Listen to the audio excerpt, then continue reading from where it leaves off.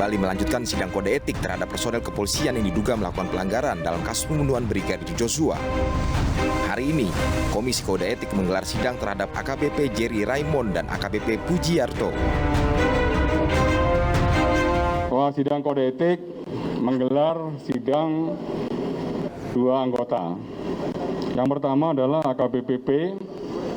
Tadi sudah saya konfirmasi coba ke Pak Karo Watprof.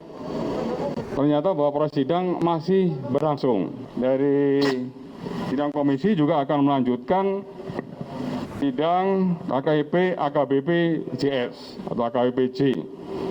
AKBP J ini untuk saksi-saksi dalam persidangan ada 13 orang. Kombes Agus Nurpatria menjadi perwira polisi keempat yang dipecat usai ditetapkan sebagai tersangka obstruction of justice kasus kematian Brigadir Joshua.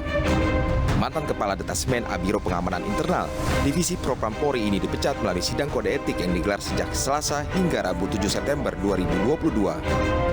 Pemecatan Kombes Agus dari Korps Bayangkara menyusul 3 rekannya yang juga diberhentikan dengan tidak hormat. Mereka adalah mantan Kadif Propampori sekaligus terduga dalam pembunuhan Brigadir Joshua, Ferdi Sambo. Kompol Cuk Putranto yang dinyatakan terbukti merusak dan menghilangkan alat bukti CCTV di depan rumah dinas Ferdi Sambo. Dan Kompol Baikuni Wibowo yang diduga ikut menyimpan dan merusak rekaman CCTV. Mengikuti jejak Sambo, ketiga mantan anak buahnya itu mengajukan banding atas putusan pemecatan yang mereka terima.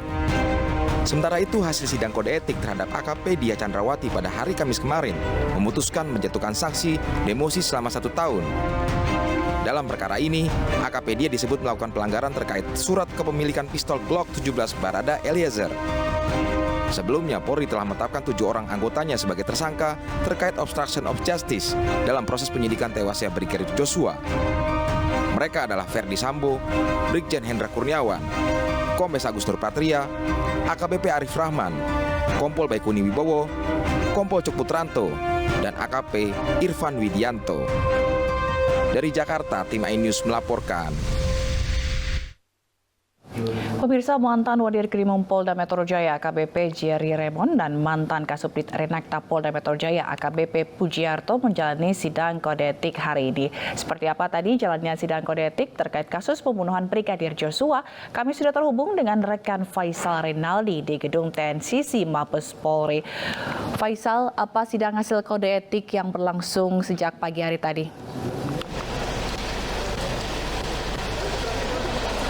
Ya baik, selamat malam Zila dan juga pemirsa. Mantan Kasubdit Remaja Anak Wanita atau Renakta Polda Metro Jaya ini AKBP Pujiarto sudah menjalani sidang Komisi Kode Etik di gedung TNCC Mabes Polri sejak pukul 9 pagi tadi. Adapun dalam sidang ini 3 orang saksi dihadirkan untuk memberikan keterangan, yakni AKBP HS, kemudian juga Kompol GA dan juga AKP IMW. Kemudian juga Kadif Humas Polri Irjen Dedi Prasetyo ini tadi mengatakan bentuk pelanggaran yang dilakukan oleh AKBP Pujiarto adalah ketidakprofesionalan dalam menangani laporan kasus percobaan pembunuhan dan juga laporan kasus pelecehan seksual yang dilayangkan oleh istri dari Ferdi Sambo, Putri Chandrawati. Kemudian untuk hasil sidang ini tadi baru saja diumumkan oleh Kadif Humas Polri Irjen Dedi Prasetyo. Dia mengungkapkan adanya tindakan pelanggaran etik, pelanggaran yang dilakukan oleh AKBP Pujiarto ini berupa pelanggaran ringan, dan juga tindakan yang dilakukan oleh kepolisian ini adalah sanksi berupa etik dan juga sanksi administratif. Jila. Baik Faisal, kalau sidang kode etik dari AKBP Jerry Raymond apakah masih berlangsung saat ini ya?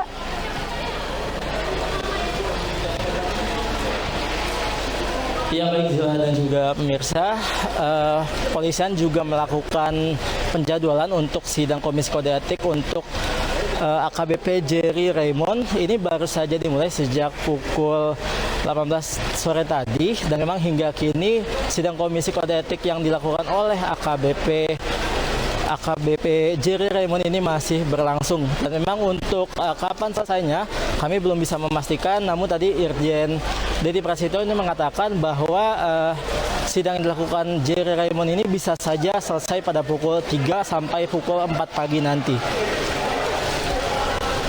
Berarti itu artinya akan diselesaikan hari ini ya gitu Faisal, sidang kode etik dari Jerry Raymond. Iya baik Zila dan juga pemirsa, untuk hasil sidang kode etik Jerry Raymond ini akan diselesaikan pada hari ini. Namun tadi Kadif Humas Polri Irjen Didi Prasetyo mengatakan hasil dari sidang kode etik ini akan disampaikan kepada media dan juga publik ini pada hari Senin nanti. Lalu tadi dari hasil sidang tadi sebenarnya Faisal, apa peran dari AKBP Pujiarto yang mendapatkan sanksi?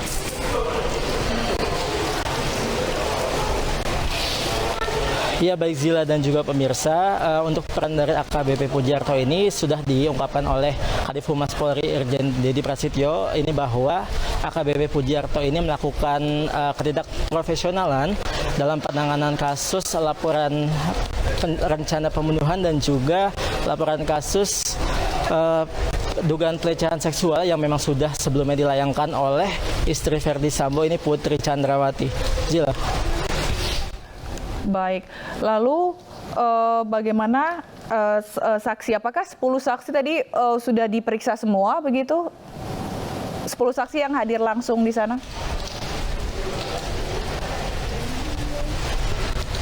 Iya baik Zila dan juga pemirsa, memang untuk saksi sendiri yang dihadirkan dalam sidang kode etik AKBP Pujiarto ini memang ada 3 saksi yang dihadirkan untuk memberikan keterangan, yakni saksi tersebut AKBP HS, kemudian juga Kompol GA dan juga AKP IMW ini dihadirkan untuk memberikan keterangan dalam sidang kode etik dari AKBP Pujiarto ini.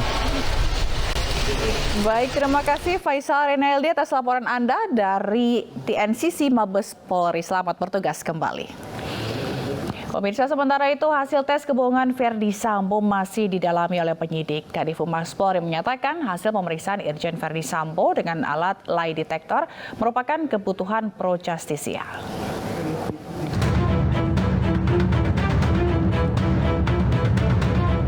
Irjen Verdi Sambo, tersangka pembunuhan Brigadir Joshua sekaligus tersangka penghalangan penyidikan, menjalani pemeriksaan dengan lie detector atau alat pendeteksi kebohongan. Pemeriksaan digelar di Puslap 4 Bareskrim Polri Babakan Madang, Kabupaten Bogor, Jawa Barat. Namun, Kadif Humas Polri Irjen Didi Prasetyo enggan menjelaskan hasil tersebut karena masih berproses. Untuk berkas tetap masih proses, sepatnya lah. Ya, sama halnya dengan hasil lie detector, karena hasil lie detector atau poligraf ini adalah masuk pro justisia. Dan juga ternyata setelah saya tanyakan lapor juga itu karena harus membuat berita acara keterangan saksi ahli yang nanti akan dijadikan di dalam kelengkapan berkas. Ya, itu masih berproses. Ya, sekali lagi rekan-rekan bahwa untuk materi pokok penyelidikan dan penyidikan, saya mohon maaf belum bisa menyampaikan. Karena kalau misalnya kita mengacu kepada Undang-Undang Keterbukaan Publik.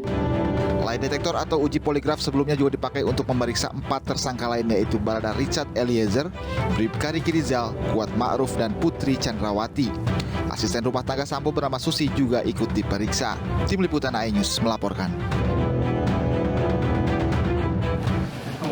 Penyidik Bareskrim Polri memeriksa keluarga Brigadir Joshua di Polda Jambi. Pemeriksaan terkait kuasa hukum keluarga Joshua yang melaporkan Putri Chandrawati perihal dugaan laporan palsu pelecehan seksual.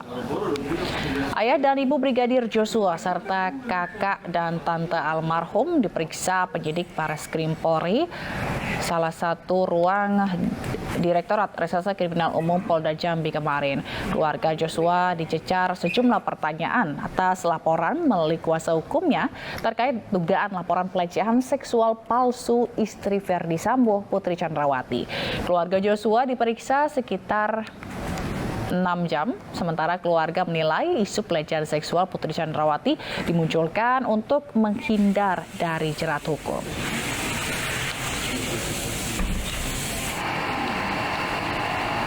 Tiga Kapolda diduga terlibat dalam pusaran kasus Verdi Sambo. Namun Polri belum berencana memeriksa 3 Kapolda tersebut karena masih fokus melengkapi berkas perkara.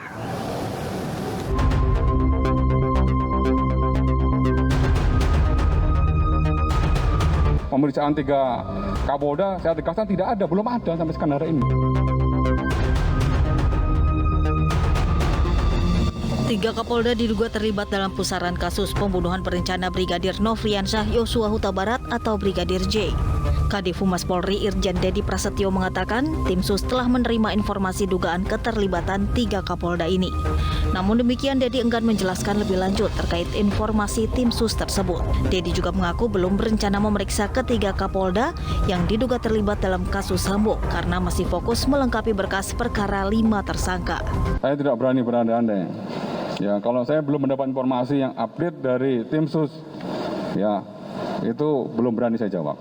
Karena tim sus sekali lagi bekerja sesuai dengan fakta yang ditemukan, ya, dan itu nanti akan disampaikan hasil kalau memang ada. Ya, kalau misalnya nggak ada seperti yang tadi saya luruskan, pemeriksaan 3 Kapolda, saya tegaskan tidak ada, belum ada sampai sekarang hari ini.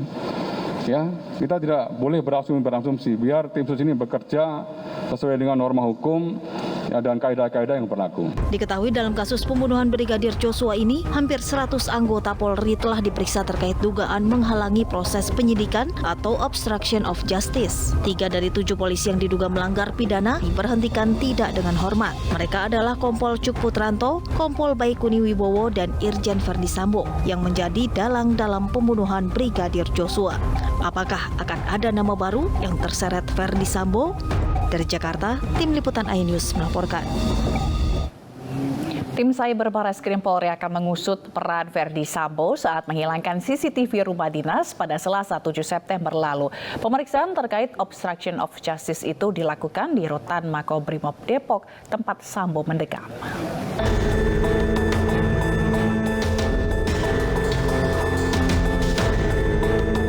Tim Siber Barreskrim Polri akan memeriksa tersangka pembunuhan Brigadir Joshua, Irjen Verdi Sambo hari ini. Pemeriksaan dilakukan di Rutan Makobrimob Depok, Jawa Barat, tempat Sambo mendekam. Penyidik hendak mendalami peran Sambo dalam kasus obstruction of justice atau perintangan penyidikan kasus pembunuhan Brigadir Joshua. Sambo diduga menghilangkan rekaman CCTV di rumah dinas dan ponsel milik seluruh anggota keluarga serta ajudannya. Hal itu dilakukan Sambo untuk menghilangkan jejak kejahatan, sekaligus memuluskan skenario pembunuhan yang dibuatnya. Selanjutnya, Verdi Sambo dijadwalkan akan menjalani tes kebohongan dengan mesin poligraf atau lie detector. Tes kebohongan akan dilakukan di Puslap 4 Polri, Sentul, Bogor, Jawa Barat, Kamis besok. Tim Liputan iNews melaporkan. Pemirsa, breaking news akan kembali usai jeda berikut ini.